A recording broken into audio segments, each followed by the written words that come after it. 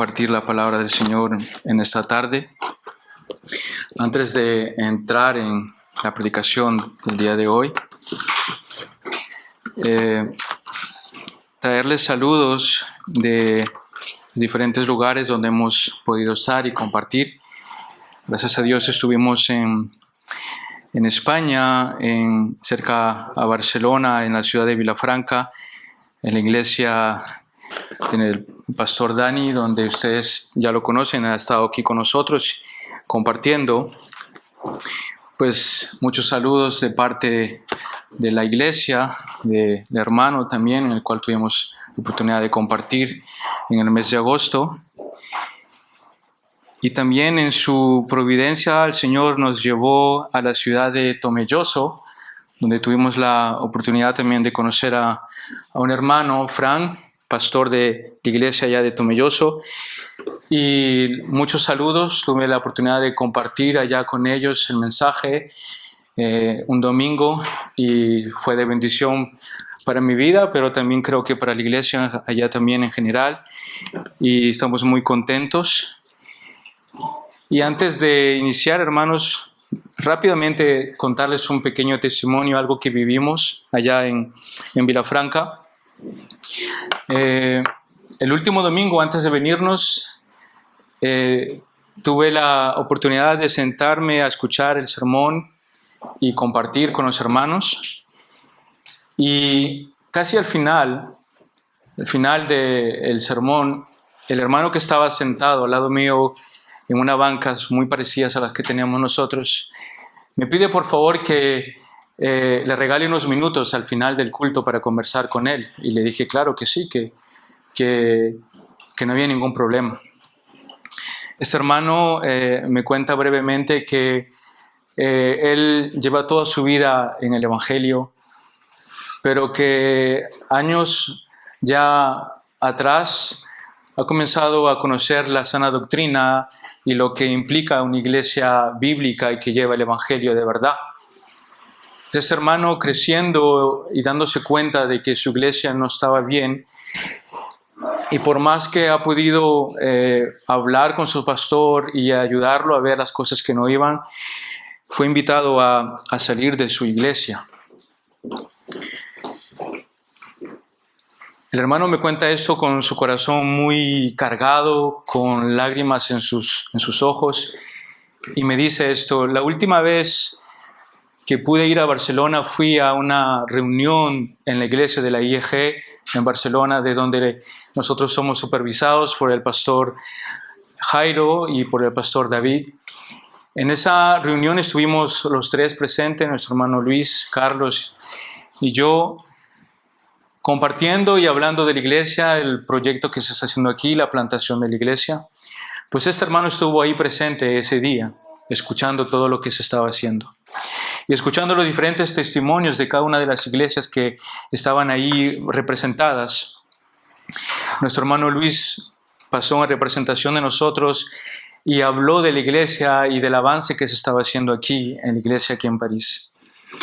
Pues al escuchar el testimonio de nosotros, al ver la iglesia y al ver cómo el Señor había en su providencia bendecido a su pueblo aquí en París, fue para él la respuesta que su corazón necesitaba y anhelaba.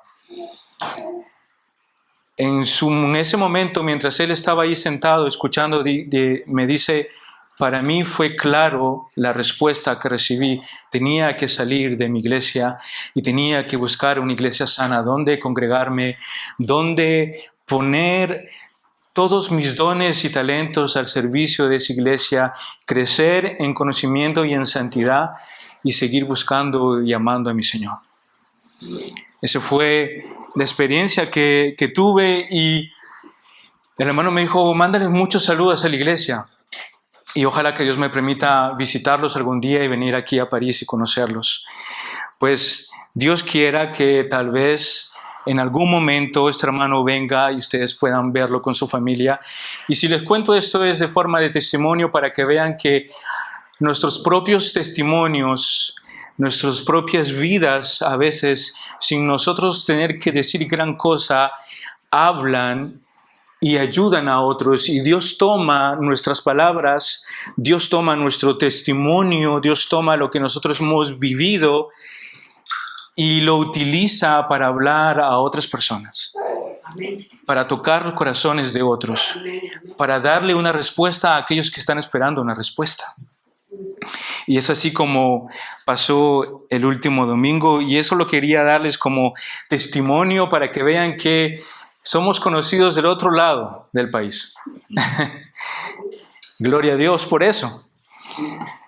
Y que el Señor nos siga ayudando y bendiciendo y fortaleciendo y creciendo para seguir sirviéndole. Amén. Amén. Abramos nuestras Biblias, hermanos. En la carta a los Efesios, en el capítulo 4. Efesios, capítulo 4.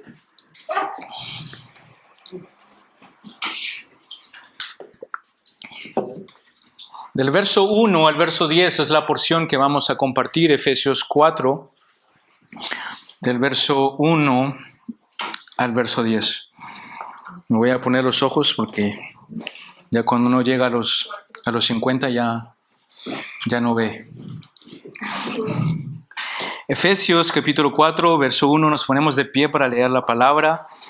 Dice de esta manera, Efesios 4, 1 al verso 10, dice: Yo pues, prisionero del Señor, os ruego que viváis de una manera digna de la vocación con que habéis sido llamados, con toda humildad y mansedumbre, con paciencia, soportaos unos a otros en amor, esforzados por preservar la unidad del Espíritu en el vínculo de la paz.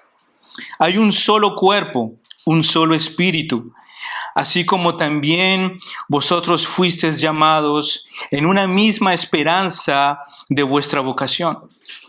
Un solo Señor, una sola fe, un solo bautismo, un solo Dios y Padre de todos, que está sobre todos, por todos y en todos. Pero a cada uno de vosotros se nos ha concedido la gracia conforme a la medida del don de Cristo. Por tanto, dice, cuando ascendió a lo alto, llevó cautiva a una hueste de cautivos y dio dones a los hombres. Esta expresión, ascendió, ¿qué significa? Sino que Él también había descendido a las profundidades de la tierra. El que descendió es también el mismo que ascendió mucho más arriba de todos los cielos para poder llenarlo todo. Amén. Oremos. Señor y Dios, Padre amado, te damos gracias por permitirnos venir ante tu presencia, oh Dios. Y como dice Pablo aquí, os ruego, Señor, nosotros rogamos que tu presencia esté en medio de nosotros. Rogamos que tu Espíritu esté en medio de nosotros. Rogamos que tu palabra, Señor, hable a cada uno de nuestros corazones en esta tarde, Padre. Señor, somos tus hijos, comprados con la sangre del Cordero. Señor, no hay ningún mérito en nosotros. Todo lo has hecho tú y somos conscientes de ello. Por eso, Señor, venimos ante ti, rogarte tu presencia, tu Espíritu, tu gracia sobre nosotros y que tú hables a nuestras vidas. Te ruego yo, Señor, que me utilices como un instrumento en tus manos, porque yo no soy mayor que mis hermanos. Te ruego, oh Dios, que seas tú hablando a través de mi boca, que seas tú animándonos, confrontándonos. Señor, que seas tú transformando nuestras vidas y viendo cuál es nuestra situación real y cuán necesitados estamos de ti. Señor, te pido en el nombre de Jesús, háblanos, por la gloria de tu nombre. Amén. Amén. Y amén. En tomar su asiento.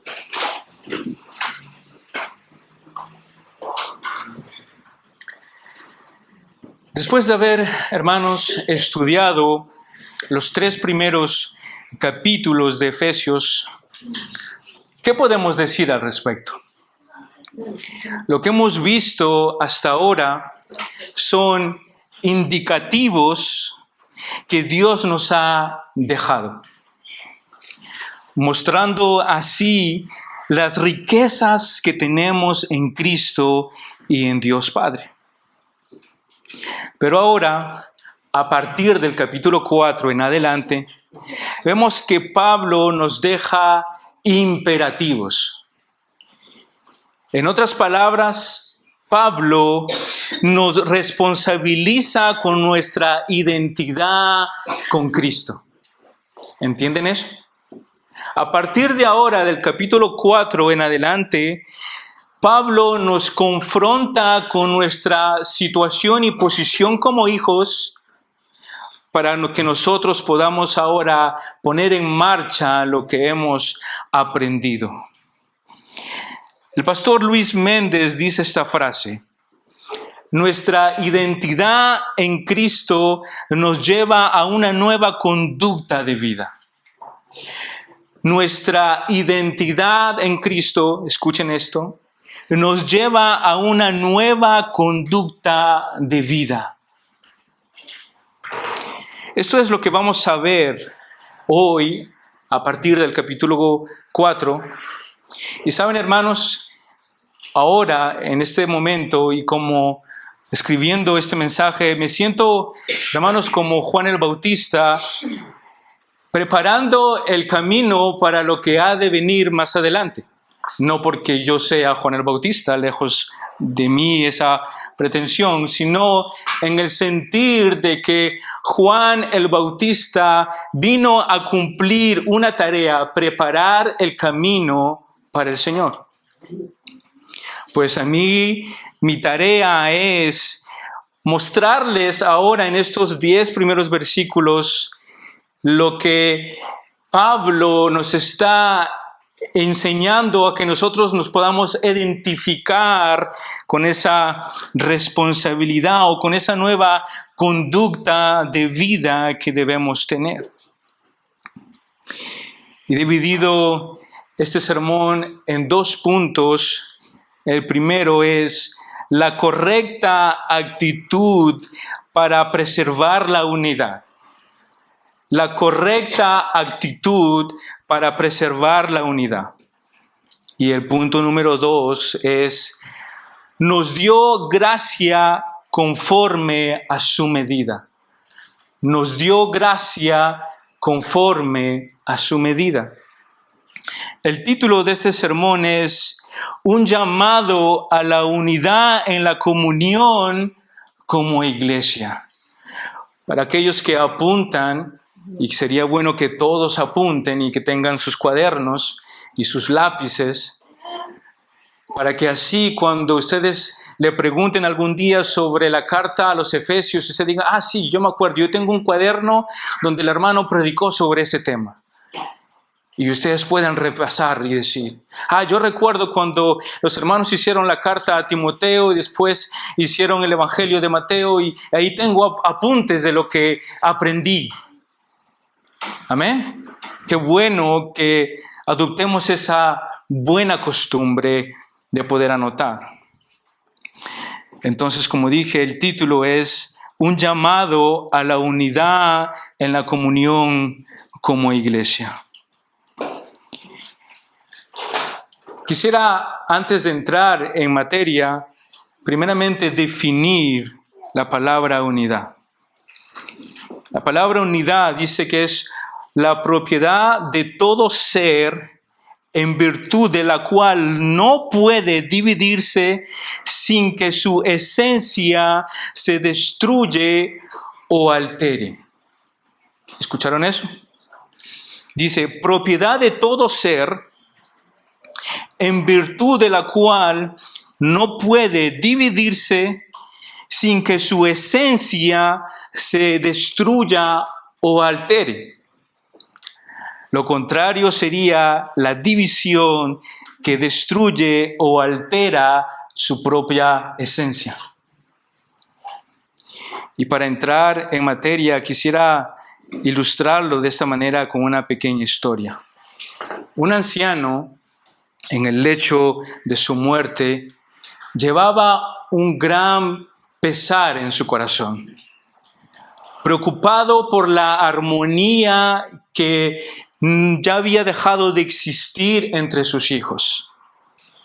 Este hombre, ya al punto de morir, llama a sus 5 hijos y les ordenó a cada uno de ellos de traer un palo. Estos hijos se presentan delante de su padre que está acostado en su cama y traen cada uno el palo que el padre les había pedido. Aquel hombre anciano les dice: ahora coger una cuerda sólida y amarrar los 5 palos juntos, de tal manera que ninguno de ellos se suelte. Entonces los hijos se ejecutan, agarran la cuerda con los 5 palos y la amarran la una con la otra, de tal manera de hacer un solo y mismo palo sólido. Le dice ahora a sus hijos, y comienza con el más joven, con el que supuestamente tiene más vigor y más ánimo, y le dice: ahora agarra esos palos que están unidos con esa cuerda y trata de romperlos con tus manos. Pues el primero comienza a intentar de partir esos 5 palos con sus manos y se da cuenta de que por más que se esfuerce, no logra a partirlos. Y así sucesivamente con cada uno de sus hijos. Pasa el segundo, el tercero, hasta el quinto, y ninguno de ellos llega a romper esos 5 palos. Al final, el anciano les dice: ahora quitad la cuerda que ata estos 5 palos. Entonces se ejecutan los hijos y comienzan a desatar la cuerda que unía esos 5 palos. Y ahora el anciano le dice a su hijo, el menor: agarra tu palo, cógelo y pártelo por la mitad. Entonces el joven se ejecuta, agarra el palo y lo parte por la mitad con facilidad. Y así sucesivamente cada uno de sus hijos.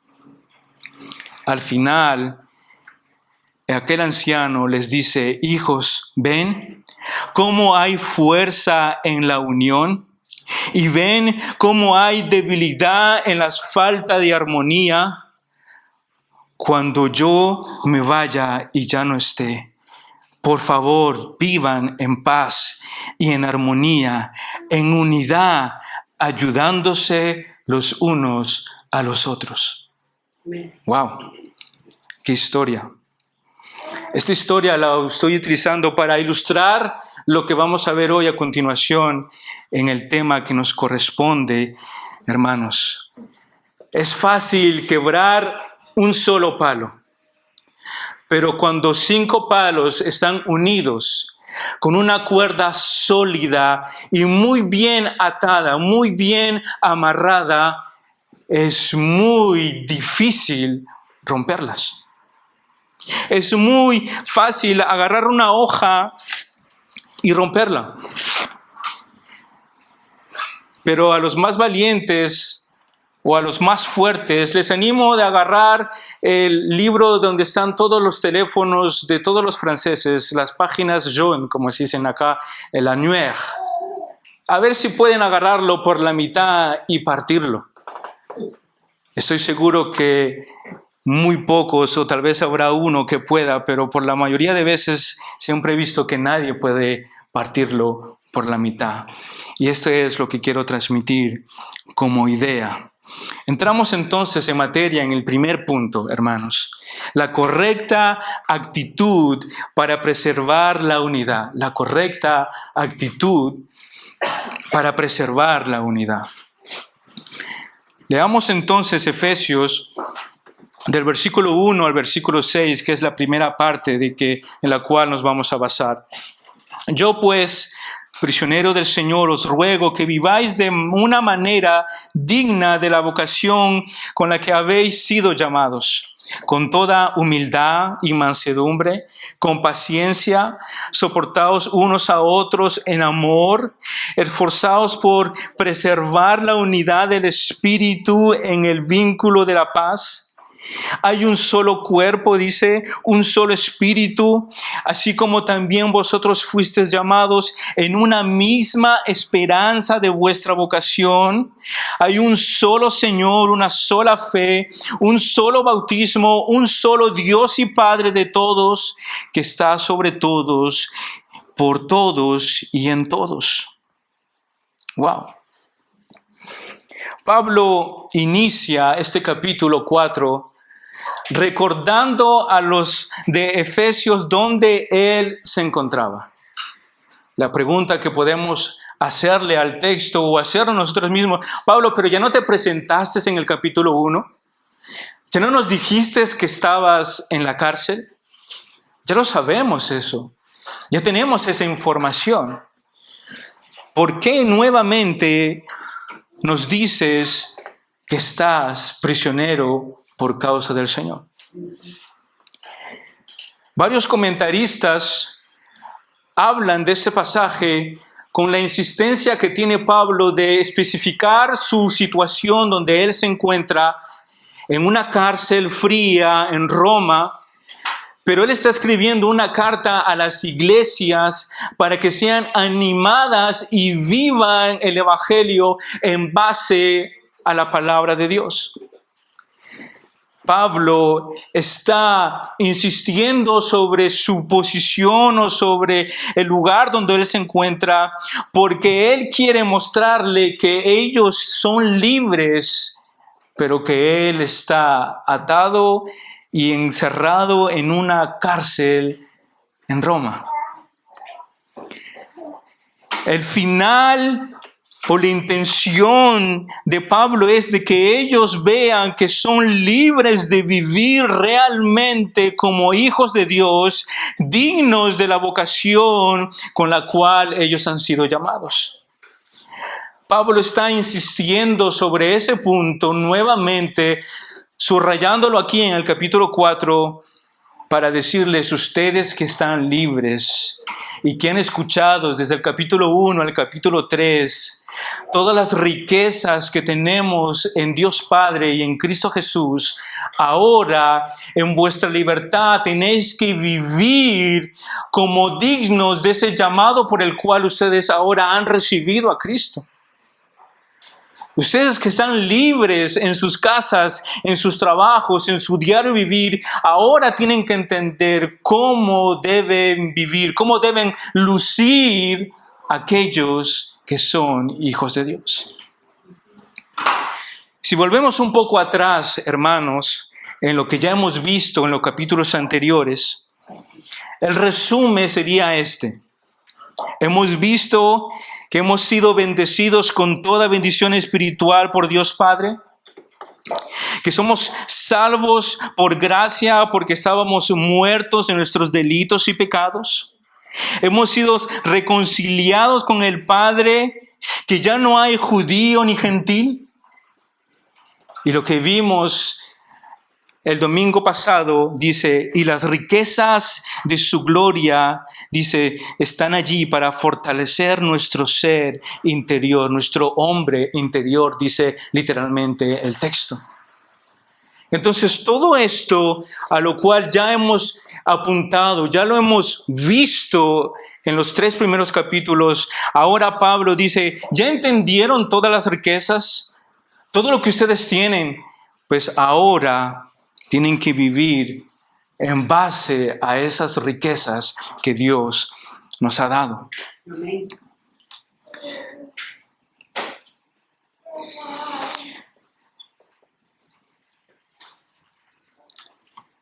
Esto nos lleva a ver cuáles son las actitudes que debemos tener cada uno de nosotros como cristianos. El texto comienza diciendo, os ruego que andéis o que viváis, según la traducción, como es digno de la vocación con la que fuisteis llamados. La palabra importante de este pasaje, ahí del versículo 1, es el andar o el vivir. Ese es el centro de ese pasaje. Y eso es lo que nos concierne ahora a nosotros, que debemos caminar, en otras palabras, vivir de una manera digna que agrade a Dios. ¿Y cómo? ¿Cómo lograremos nosotros a vivir de una manera digna que agrade a Dios en todos los aspectos de nuestras vidas? Realmente la pregunta es muy grande y muy importante. ¿Cómo? Ahí dice, con toda humildad y mansedumbre, soportaos con paciencia los unos a los otros en amor. Ahí da la lista Pablo de cómo nosotros debemos entonces ahora comenzar a caminar, a vivir. Y lo primero que él pone es en humildad. La definición, de la palabra humildad en la Real Academia Española nos dice que es la virtud que consiste en el conocimiento de las propias limitaciones y debilidades y en obrar de acuerdo con este conocimiento. ¿Escucharon esto? La definición que nos da el diccionario nos dice virtud que consiste en el conocimiento de las propias limitaciones. Soy consciente de que soy limitado y soy consciente de mis debilidades, dice, y obrar de acuerdo con este conocimiento. En otras palabras, actúo, vivo, soy consciente y todo lo que hago es en base a ese conocimiento. Pero aquí yo les traigo algo más. La humildad, hermanos, no es algo que nace con un individuo. Es todo lo contrario. Por naturaleza, todos nosotros somos orgullosos, altivos. La humildad es un trabajo que solo Dios puede hacer en nuestras vidas.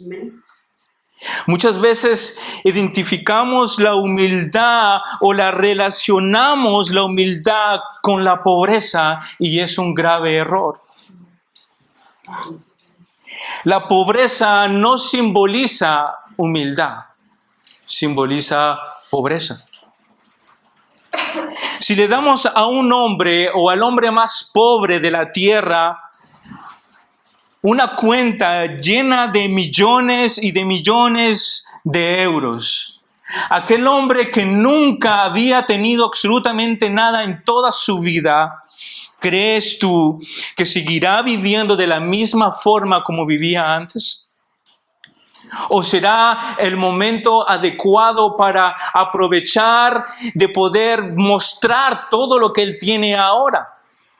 Comprarse una mansión, comprarse el coche más caro que exista y mostrar que ahora dejó de ser pobre. Pues esto nos muestra y nos revela que nuestro corazón no es un corazón humilde. Por naturaleza, nuestro corazón no es un corazón que busca la humildad, sino más bien por naturaleza buscamos a ser vistos. En sí, la humildad es un trabajo que solo Dios puede hacer en nuestras vidas. Tenemos la Biblia llena de hombres que Dios martilló sus corazones para hacerlos humildes. Tenemos a un rey David que fue confrontado con su pecado, humillado con la maldad de su corazón, con su orgullo y su altivez para que sea humillado. Tenemos a un Pablo que escribe aquí a los de Efesios, pero a un Pablo que era judío de judíos, un hombre preparado, estudiado, lleno de conocimiento, un hombre que realmente podía él jactarse de todo lo que él era y de todo lo que había estudiado y lo mejor que había sido preparado, pero Dios lo humilla y le quita la vista. Y lo doblega en su orgullo. Eso es como Dios trabaja en nuestros corazones, en corazones orgullosos, trayendo así humildad a cada uno de nosotros. Santiago en el capítulo 4, en el verso 6, dice, pero Él da mayor gracia. Por eso dice, Dios resiste a los soberbios, pero da gracia a los ¿qué? A los humildes. Dios da gracia a los humildes. ¡Wow! Señor. ¿Debe Dios trabajar en nuestros corazones? ¿Debe Dios seguir martillando nuestro orgullo, nuestra altivez, para que Él pueda depositar un poco de su gracia de tal manera que Él nos vea con ojos diferentes, diciendo, he trabajado en este corazón. Ahora deposito más de mi gracia. Mansedumbre nos dice, es el resultado de un corazón humilde. ¿Sabían eso ustedes, hermanos? La mansedumbre es el resultado de un corazón que ha sido humillado primeramente. No puede haber mansedumbre en el corazón de un hombre sin primeramente haber sido humillado, golpeado en su orgullo para que él pueda ahora ser manso de corazón. Cuando aquí el texto nos habla de mansedumbre, nos está hablando de un corazón que no busca los pleitos. Nos está hablando de un corazón que está que no está dispuesto a sacar los puños para defenderse. Está hablando de una persona que en su corazón Dios ha trabajado de tal manera que, como dice el texto, que el que te golpea en la mejilla, pon la otra. Eso es un corazón manso. Se trata de una persona que tiene un corazón pacificador en todo tiempo y en toda circunstancia. Mateo, en el capítulo 11, en el verso 19, nos dice, tomad mi yugo sobre vosotros. Y dice, aprended de mí, que soy ¿qué? Que soy manso y humilde de corazón, y hallaréis descanso para vuestras almas. Oh Señor, qué ejemplo, qué llamado nos haces a través del Evangelio de Mateo. Nos dicen, aprendan de mí. No dice, oye, escucha lo que te digo o lee ese libro de historia, mira lo que puedas aprender de allí. Jesús está diciendo, oye, hijo mío, hija mía, escucha, mira, aprende de mí, que soy manso y humilde de corazón. Wow. Un corazón entonces manso buscará hacer la paz en toda circunstancia, en todo tiempo. Nos dice también con toda paciencia. Tener paciencia. ¿Cuántos no hemos orado por esto? ¿Cuántos no hemos dicho, Señor, dame paciencia? ¿Cuántos no hemos dicho, Señor, de verdad soy falto de paciencia? ¿Y el Señor manda paciencia? El Señor manda prueba para que crezcamos en paciencia. La paciencia es tener la capacidad de padecer y soportar todas las cosas, circunstancias y personas sin alterar tu carácter. Wow. Tener paciencia es tener la capacidad de padecer y soportar todas las cosas, circunstancias y personas sin alterar tu carácter. Wow. Guardar paciencia es guardar nuestra calma en todo tiempo y en toda circunstancia. Qué difícil, Señor. Mira lo que nos dice Santiago en el capítulo 5, en el verso 10. Dice, hermanos, tomad como ejemplo de paciencia y de aflicción. Dice, ¿quién? A los pastores de la iglesia bíblica Dios soberano, no. Dice, tomad como ejemplo de paciencia, dice, y de aflicción a los profetas que hablaron en el nombre del Señor. Tomemos como ejemplo aquellos hombres que tuvieron que ser pacientes y de afrontar todo tipo de circunstancia, de calumnia, todos tipos de situación que se levantaron. Y esto a mí me recuerda a un profeta. ¿Recuerdan a un tal profeta Elías? A un hombre que el Señor levantó en medio de una época sumamente rebelde, donde el pueblo había dado la espalda completamente a Dios y se habían ido a buscar a los falsos dioses. Dios levanta a un hombre en una circunstancia sumamente terrible y donde ahora él está solo, dice. Solo. No hay ningún otro profeta, no hay ningún otro hombre en el cual él se pueda apoyar para ir a enfrentar aquella situación, a enfrentar aquel imperio, a enfrentar al pueblo. Pero Dios lo llena de valentía, de coraje, de palabras, para poder hablarle a ese pueblo.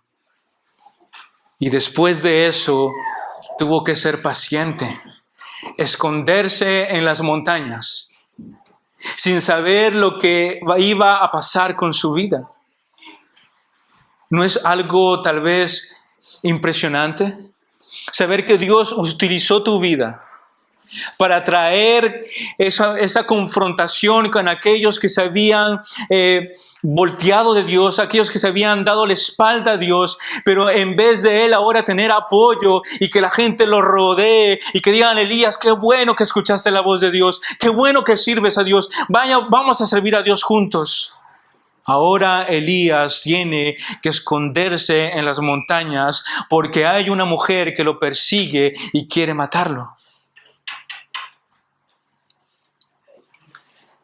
Paciencia. Paciencia de esperar y de ser alimentado por los cuervos. Paciencia de esperar en Dios en los momentos aún más difíciles y que no podemos entender. ¿Cómo puedo entender yo como Elías? Señor, te serví, hice cosas gloriosas, cayó fuego del cielo y consumió todo lo que existía, pero ahora me tengo que esconder. Ahora los animales me tienen que alimentar. Eso es esperar en Dios. Eso es esperar en Dios aun cuando nosotros no vemos la salida. Aun cuando vemos que nuestra casa se nos está derrumbando, aun cuando vemos que no hay luz y que estamos andando en la oscuridad, eso es esperar, como dice aquí esta frase, tener paciencia, es tener la capacidad de padecer y de soportar todas las cosas, circunstancias, personas, sin alterar mi carácter. Esperar en Dios, difícil sé que es esperar en ti. Después nos dice, soportando los unos a los otros en amor. La palabra soportar viene de su origen, la palabra sufrir. Ustedes han escuchado esta palabra. Soportar, la raíz de esta palabra soportar viene de la palabra sufrir. Y su definición es aguantar, tolerar, sostener o llevar sobre sí una carga o un peso que no deberíamos llevar. Más claramente tenemos nosotros, todos los que estamos aquí y todos los que somos miembros de esta iglesia, debemos llevar sobre sí las cargas los unos de los otros y hacerlo, dice el texto, en amor. Wow. Nos dice, hazlo renegando. Nos dice, hazlo con los dientes ahí cerrados y apretados porque no quieres hacerlo. El texto es claro y enfático. Dice, si vas a soportar, dice, si vas a aguantar, tolerar, sostener y llevar la carga del uno del otro, hazlo en amor. Señor, es que ¿no te das cuenta de todo lo que me estás pidiendo? Que tenga humildad, que tenga mansedumbre, que sea paciente, que soporte y que lo haga en amor. ¡Wow! Esto va mucho más allá de lo que realmente yo puedo como hombre vivir o aguantar. Realmente no puedo. Pedro nos dice en el capítulo 4, en el verso 8, dice, sobre todo, ser fervientes en vuestro amor los unos por los otros, pues el amor cubre multitud de pecados. Wow, Señor. Sobre todo, ¿qué significa sobre todo?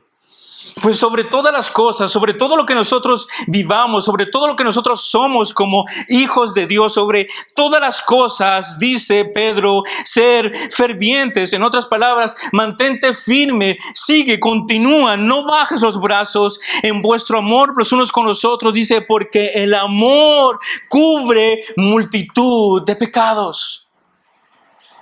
Wow. Señor, es sumamente alto lo que tú nos estás pidiendo. Nos dice el verso 3, esforzaos, hacer un esfuerzo físico o moral con algún fin, es la definición de esta palabra. Pues aquí el verso 3 nos da la respuesta de aquella definición. ¿Cuál es el fin de este esfuerzo? Dice, para preservar la unidad del espíritu en el vínculo de la paz. Pues todo lo que aquí Pablo nos está diciendo desde el versículo 1 hasta el versículo 3, de vivir en humildad, en paciencia, en mansedumbre, esforzándonos, soportándonos en amor. Todo esto tiene un fin. ¿Y cuál es el fin de esto? Es de que nosotros todos podamos preservar la unidad del espíritu en el vínculo de la paz. Todo esto, hermanos, todo lo que acabamos de ver y de desmenuzar poco por poco, cada una de estas palabras nos están llamando como iglesia, como hijos de Dios, como aquellos que hemos sido escogidos por Él. Ya todo lo que hemos visto en los 3 primeros capítulos de Efesios, ahora nos dice, ya fuiste escogidos, ya fuiste llamados, ahora están reconciliados con el Padre, ahora son hijos de Dios, pues ahora vivan conforme a ese llamado. Y ese llamado es un llamado de humildad, de mansedumbre, de paciencia, de soportarnos, de amarnos en un amor perfecto, pero con un fin. ¿Y cuál es ese fin? El fin de que la unidad se preserve por encima de todo. La unidad debe reinar en medio de nuestras vidas, de nuestros hogares, de nuestra iglesia, en todo lo que nosotros somos y respiramos. Desde los poros de nuestra piel debe reinar la unidad y la armonía. Oh Dios, realmente, hermanos, nos damos cuenta de la altura y la exigencia a la cual Dios ha puesto el estandarte. Dios no lo ha puesto aquí de una manera superficial. Dios nos dijo, ámense los unos a los otros. Y si no hay armonía o si no hay química, pues no pasa nada. El texto dice, en amor. En un amor, como dice Pedro, que cubre multitud de pecados. Es un llamado para todos nosotros. Es un llamado, oh Iglesia Bíblica Dios Soberano. Es un llamado para todos nosotros, desde la cabeza, desde los líderes, hasta las nuevas personas que vienen aquí. Es un llamado a que nosotros cultivemos y preservemos la unidad. Amén. Todo esto apunta a que seamos unos en Cristo Jesús. Tal vez hay alguien en medio de nosotros que dice, no es necesario vivir de esta manera, como Pablo está diciendo aquí, o como tú, hermano, lo estás diciendo. Y tal vez te dices en tu corazón o en tu mente, tal vez la persona que está viendo este video digas, mientras yo no hago daño a nadie, pues puedo seguir viviendo mi vida tal como a mí me parece. Pues déjame decirte que el propósito de vivir fomentando la unidad es como aquellos palos que vimos en la ilustración del comienzo de este sermón, cuando están unidos los unos con los otros, atados con ese lazo que es el Evangelio, que representa a Cristo, esa roca inamovible. Entonces esos palos nunca se quebrarán porque están unidos en una misma esperanza, en un mismo llamado, en una misma convicción que tienen como iglesia. Pues si tú piensas así, es porque, lamento decirlo, todavía no te has encontrado con Jesús. Todavía no has entendido lo que simboliza Cristo. Todavía no has entendido el llamado que Él está haciendo a la unidad perfecta en el Espíritu. Si para ti es más fácil vivir tu vida bajo tus principios, bajo tus ideas, bajo tu manera de vivir, entonces no conoces a Jesús. Es una invitación. Si no conoces a Cristo, si crees que tu manera de vivir te es conforme, déjame decirte que algún día te encontrarás frente a aquel anciano, pero no como en la historia, en un lecho de muerte, no. Te encontrarás frente al anciano de días y que te dirá, ¿qué has hecho? ¿Has escuchado el Evangelio? ¿Has entendido lo que simboliza? ¿Has vivido en base a los criterios y principios que yo te he dejado? Y allí habrá una respuesta de salvación o de condenación. Pero déjame darte esta invitación. Corre a los pies de Cristo para que hagas parte de esta familia, de esta unidad perfecta.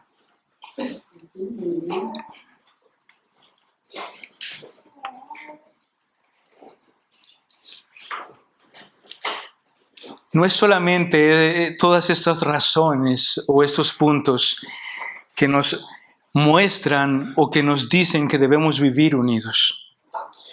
Hay algo más profundo en este texto. Hay algo más realmente importante que nosotros debemos entender. La razón más importante por la cual nosotros debemos vivir en unidad es porque ahora somos parte, dice, de un solo cuerpo, un solo espíritu, un mismo llamado a la esperanza de vuestra vocación, un solo Señor, una sola fe, un solo bautismo, un solo Dios y Padre. Si hay unidad o si debe haber unidad en nosotros es porque creemos lo que está aquí expuesto. ¿Y qué está expuesto aquí? De que ahora nosotros que estábamos muertos en nuestros delitos y pecados, venimos a ser parte de este cuerpo. Ahora el Espíritu Santo mora en cada uno de nosotros. Ahora cada uno de nosotros tenemos esta misma esperanza que cuando Él volverá nos llevará con Él y reinaremos con Él por la eternidad. Y esto será posible porque tenemos un solo Señor, a Cristo, que es mediador entre Dios Padre y nosotros los hombres. Una sola fe, un solo evangelio, no dos, no tres, no cinco, no diferentes creencias, no una mezcla de doctrinas, una sola fe. Y dice un solo bautismo. El mandamiento que Cristo dio a sus discípulos, id y hacer discípulos, bautizándolos en el nombre del Padre, del Hijo y del Espíritu Santo. Un solo bautismo. Amén. En esa preciosa Trinidad. Y termina diciendo, en un solo Dios y Padre. En un solo Dios y Padre, hermanos, en el cual todos sus atributos, toda su persona, todo lo que Él es y su carácter emanen de su aceidad, de su autoexistencia para demostrarnos que Él existe y subsiste por sí mismo y que no necesita de ninguno de nosotros, sino que Él en su misericordia, en su gracia, nos da su amor y se revela a nosotros. Es por eso que nosotros podemos utilizar el Evangelio y decir, es en esta base, en estos 7 puntos, en estas 7 verdades gloriosas, en este número perfecto que es el número 7, que representa la perfección. Aquí nos dice que todo esto se hace real en un solo cuerpo. Oh Señor, la iglesia debe mantenerse unida. ¿Por qué, hermanos? Debe mantenerse unida porque tenemos el mismo fundamento. Porque hemos sido llamados con el mismo llamado eficaz. Porque hemos sido atraídos con esa misma gracia irresistible que no podíamos nosotros refrenarnos.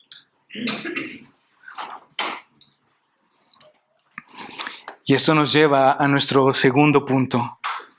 Nos dio gracia conforme a su medida. Perdón. Efesios 4, del verso 7 al verso 10.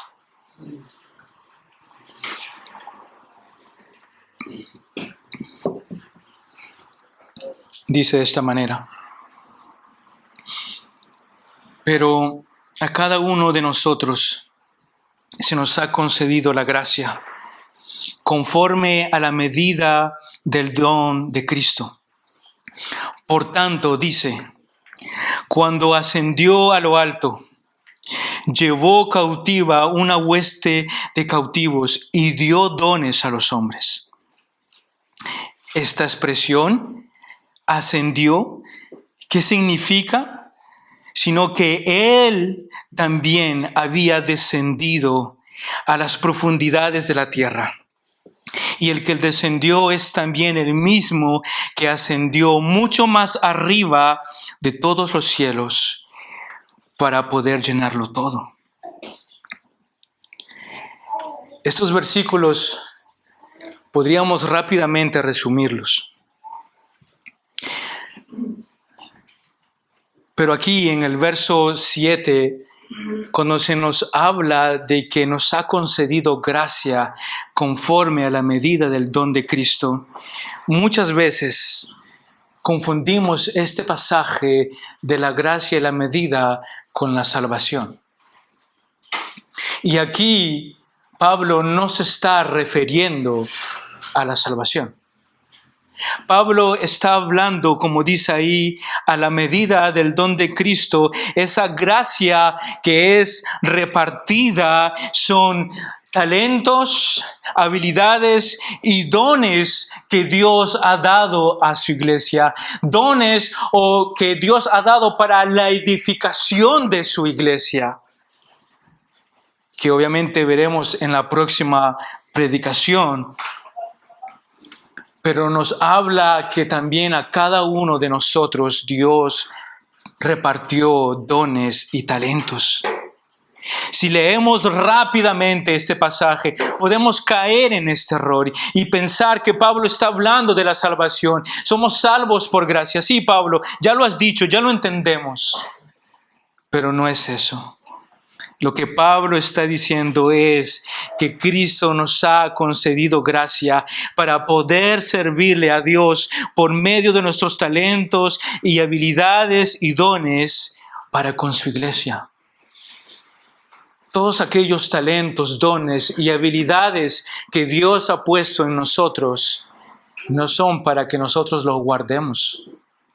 Son para que sean de bendición para la iglesia. Amén. Son para que podamos crecer mutuamente. Para que tus dones, tus habilidades, mi hermano, mi hermana, me sean de bendición, como mis talentos y habilidades y dones sean de bendición para ustedes. Ese es el propósito. Y Pedro nos dice en el capítulo 4, en el verso 10 y el verso 11, dice: según a cada uno ha recibido el don especial.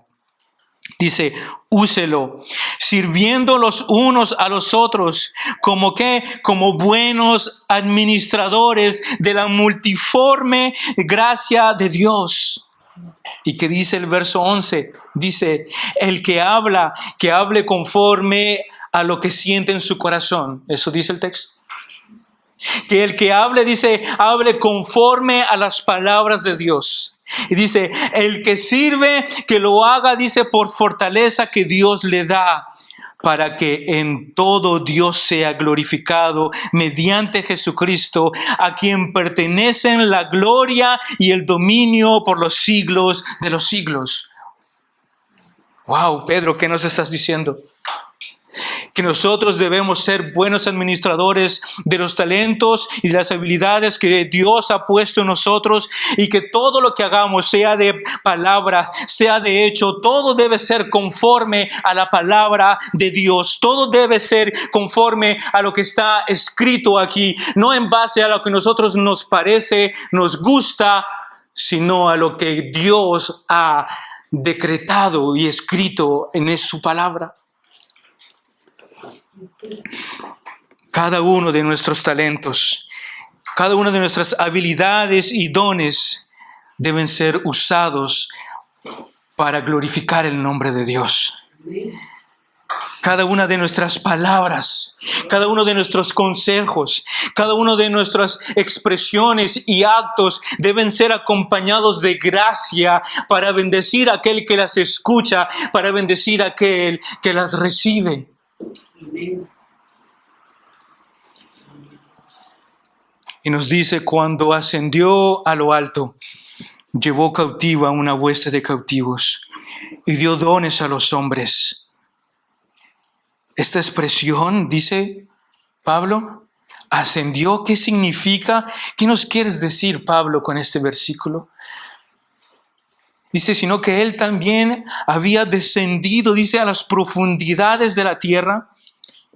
Y el que descendió es también el mismo que ascendió mucho más arriba de todos los cielos para poder llenarlo todo. Cuando estudiamos este texto y le preguntamos al texto, ¿qué nos quieres decir aquí, Pablo? Llegamos a descubrir que Pablo está citando el Salmo 68, verso 18. Pablo está citando la palabra de Dios y dice de esta manera en el Salmo 68, verso 18, dice, tú has ascendido a lo alto, has llevado en cautividad a tus cautivos Has recibido dones entre los hombres y aún entre los rebeldes, para que el Señor Dios habite entre ellos. La pregunta que nos podemos hacer, hermanos, ¿qué significa este texto? ¿Qué es lo que nos quiere decir Pablo aquí? Es un texto que por lo general es muy mal interpretado. Cuando leemos el Salmo 68 nos damos cuenta que hay una batalla en el medio del pueblo de Israel. Y esa batalla no es ganada por ningún ejército, no es ganada por ningún batallón de hombres, sino que es ganada por Dios mismo. Dios mismo les da la victoria a Israel. Y lo que quiere aquí enseñarnos Pablo, y para esto voy a utilizar una ilustración. La ilustración es la siguiente. Cuando una nación gana una guerra contra otra nación, como se hacía antiguamente, el general o el comandante de aquel ejército era puesto en alto en un carro con un caballo. Y él iba adelante con aquellos que habían peleado la batalla. También recogía con él todo el botín, todas las riquezas. Y detrás de él iban cautivos todos aquellos que habían perdido la batalla. Entonces, esto es representativo de lo que Cristo ha hecho por nosotros. Lo que Pablo nos está diciendo es que el que va sentado en el carro, el que va mirando hacia adelante es Cristo. El que está llevando cautivo atrás a aquellos que perdieron es a Satanás y la muerte. Están atados atrás del carro y Cristo Jesús está puesto de pie, llevando adelante a su pueblo. Y como dice el texto, dice que Él da dones, el botín que recogía aquel comandante lo repartía con el pueblo, pero aquí no hay ningún botín, no hay ningún oro, no hay ninguna plata, no hay ninguna riqueza material. Hay gracia, hay pura gracia, hay gracia de Dios derramada para cada uno de sus hijos. Hay dones, talentos y habilidades. Eso es lo que Cristo está derramando y dando a cada uno de sus hijos. Esta es la imagen que Pablo está transmitiendo de un Cristo victorioso, de un Cristo, hermanos, que venció la muerte y a Satanás, de un Cristo que en la cruz dijo: consumado es, todo está completado, todo se ha realizado. De un Cristo que se levantó por encima, dice, en un lugar más alto que ningún otro nombre había llegado. Y la palabra de Dios nos dice que Él tiene un nombre sobre todo nombre. Un nombre sin igual. El nombre de Cristo. Eso debería, hermanos, alegrar tu corazón. Eso debería alegrar tu vida, tu alma, regocijarte y decir: ese es el Cristo en el que yo creo. Sí, ese es el Cristo en el que tú crees. Ese es el Cristo que ganó ya la guerra, que ganó ya la batalla. Deberíamos saltar de alegría, de gozo. Deberían nuestros corazones llenarse de ese fervor y decir: Señor, tú triunfaste sobre la muerte y sobre Satanás y nos has dado esa santidad, esa posición de ser tus hijos santos en los cielos contigo. Y eso es lo que veremos en el estudio más adelante. Santos, una posición en la cual Él nos ha puesto en lo alto. Oremos. Señor y Dios, gracias por tu palabra, que nos enseñas todos los principios que debemos vivir para reinar en unidad en medio de la iglesia. Esforzándonos, Señor, para que sea Cristo exaltado y no nosotros. Llamándonos la atención a cada uno de nosotros, sin excepción, de que debemos preservar la unidad, de que debemos trabajar juntos y que todo esto lo debemos hacer en amor.